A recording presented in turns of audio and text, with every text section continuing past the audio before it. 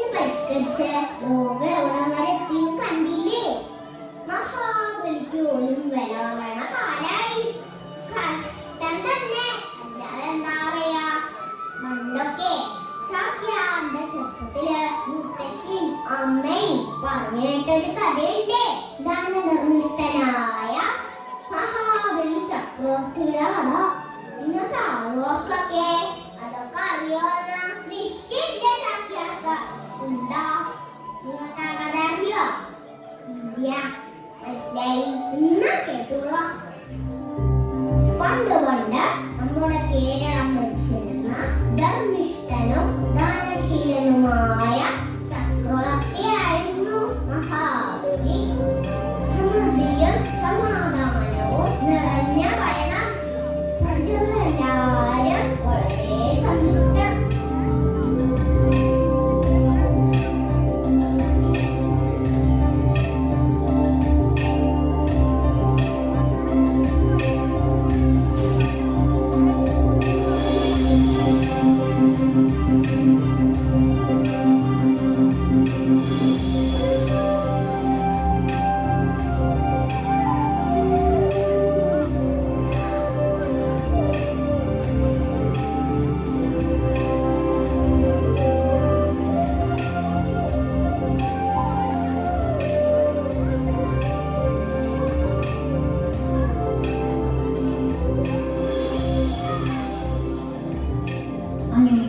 മഹാബലിയുടെ പേരും പെരുമയും ജനപ്രിയതയും ഭൂമിയിലും സ്വർഗത്തിലും പരന്നു.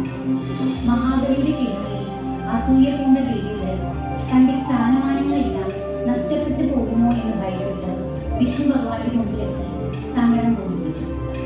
ഇങ്ങനെ പോയാൽ ഇത് സകല ദേവന്മാർക്കും ആപത്താണെന്നും വിഷ്ണു ഭഗവാന് മാത്രമേ ഇക്കാര്യത്തിൽ എന്തെങ്കിലും ചെയ്യാൻ കഴിയൂ എന്നതിനാൽ വേണ്ടതുപോലെ പ്രവർത്തിക്കണമെന്നും അദ്ദേഹത്തോട് അപേക്ഷിച്ചു.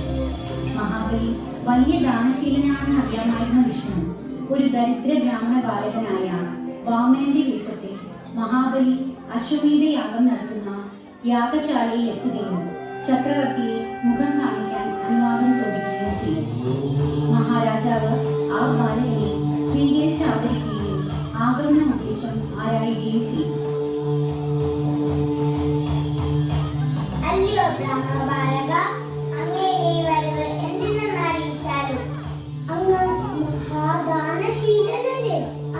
തപസ് ചെയ്യാൻ 3 അടി മണ്ണ് മാത്രം തന്നാൽ മതി.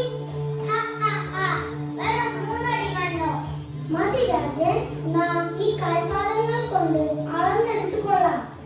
അങ്ങേ ഇച്ഛ പോലെ ബാലക.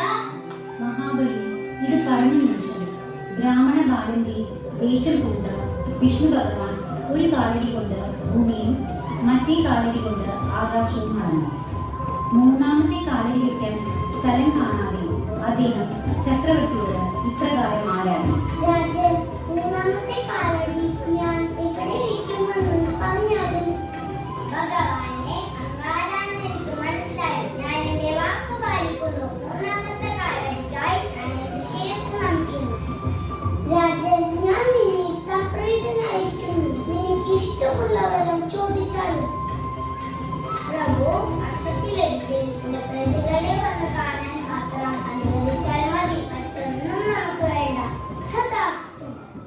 അന്നു തുടങ്ങി എല്ലാ വർഷവും ആദ്യ മാസമായ ചിങ്ങത്തിൽ സ്വന്തം പ്രജകളെ സന്ദർശിക്കുവാനുള്ള വരം നൽകിക്കൊണ്ട് വിഷ്ണു ഭഗവാൻ തന്റെ പാദം മഹാബലിയുടെ ശിരസിൽ വെച്ച് അദ്ദേഹത്തെ പാതാളത്തിലേക്ക് ചവിട്ടി താഴ്ത്തി.